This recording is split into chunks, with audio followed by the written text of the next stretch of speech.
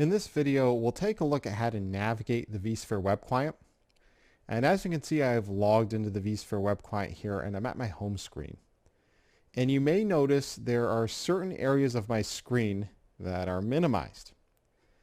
Now I can click on the username that I've logged in as here, the drop down next to it, and I can reset to factory defaults, basically saying I want to see the vSphere web client exactly as it is normally set up. Right? So I've probably made some changes over time and minimized certain areas of the screen to give myself more room. If I want to kind of see the default configuration, that's my way to do that. Right? And there's a good reason that I had it set up that way. All of these different areas take up quite a bit of space. And so as you're working with the vSphere web client, at certain times you may want to take those out of your view. So what we're going to do is we're going to go through each of these little areas, and I'm actually going to unpin some of them as I cover them. And the first area is really straightforward. These are all of our alarms. And right now you can see I have an alarm for virtual machine CPU usage. I have another alarm for the health status of vCenter server, and an expired license alarm. And what I can do is I can either acknowledge these alarms to basically say I'm working on these. Right? So I'll acknowledge this expired license alarm, and now if I look at my new alarms, it won't appear there. Right? It'll appear under acknowledged, basically giving me that nice warm and fuzzy feeling that somebody's working on this. Right? Or I can reset it to green and basically clear the alarm altogether. Right? You can do that with any of these alarms. Now, if it's an ongoing problem, like high CPU usage, that alarm will come back. But right now, I'm just going to reset all of my alarms to green, and I am going to unpin the alarms screen. And what that'll basically do is it'll send it off to the side. And if I now need to see my alarms, I can just jump in there and grab it. The next little window that's important is the work in progress window. So let's take a look at what that is. Let's say I decide I want to go ahead and add another host to my vCenter inventory. But then somebody interrupts me. It comes into my office, asks me to look at something else.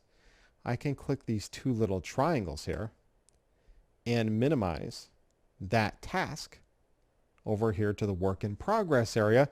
And now I can go ahead and do anything else that I might want to do in the vSphere web client. And if I ever want to go back to that task and finish it, I can simply click on it and wrap up what I was working on before. So that's what the work in progress area is about. Down here at the bottom of the screen, we can see our recent tasks. This is basically all the stuff I've been doing. So if I decide, hey, I want to power off this virtual machine, that'll appear under work in progress. As it's progressing, it'll show me that, and then the task is now completed. It'll show that there as well. And then up here at the top, we've got our little navigator screen here. So I can go to the home screen. I can use this little clock to kind of go back in time and look at any of the other stuff that I've been up to. And I've got my 4 familiar views right here that I've had with the vSphere client forever, right? Hosts and clusters, VMs and templates, storage and networking. And then there's a whole bunch of other features shown here in my vSphere web client screen.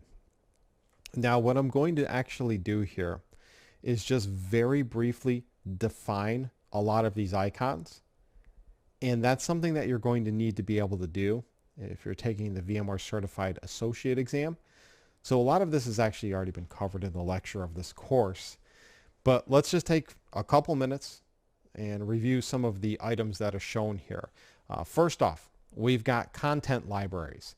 A content library is a repository of things like templates, ISO images, vApps that can be shared across multiple vCenter servers.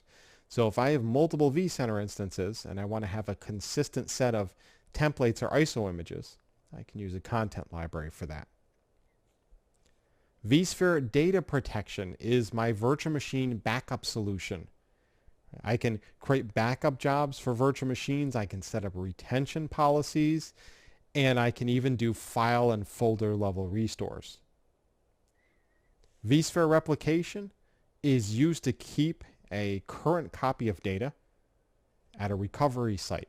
So this is a disaster recovery type solution where as frequently as once every 15 minutes, I can replicate a bunch of data from my primary site to a recovery site.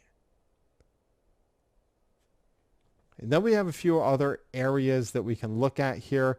We can look at our task console just to see what tasks we've completed, what tasks are currently ongoing. I can also look at my events screen to see if any problems have occurred, if I've had some health status changes or other issues that I need to dig into. And we've got the filter option up here at the top right. So if I want to filter based on a certain string, let's say for my Rick Creasy demo VM, I could type in the word Rick Creasy demo and filter and only show information related to that particular target. So that's a quick high-level introduction to the vSphere Web Client. Now just always be aware you've got this little home icon up here that you can use to browse around the environment, and you can refresh what's being displayed in the vSphere Web Client right here. When you're done, you can click on the little drop down next to your username and log out, and that'll bring you out of the vSphere Web Client session.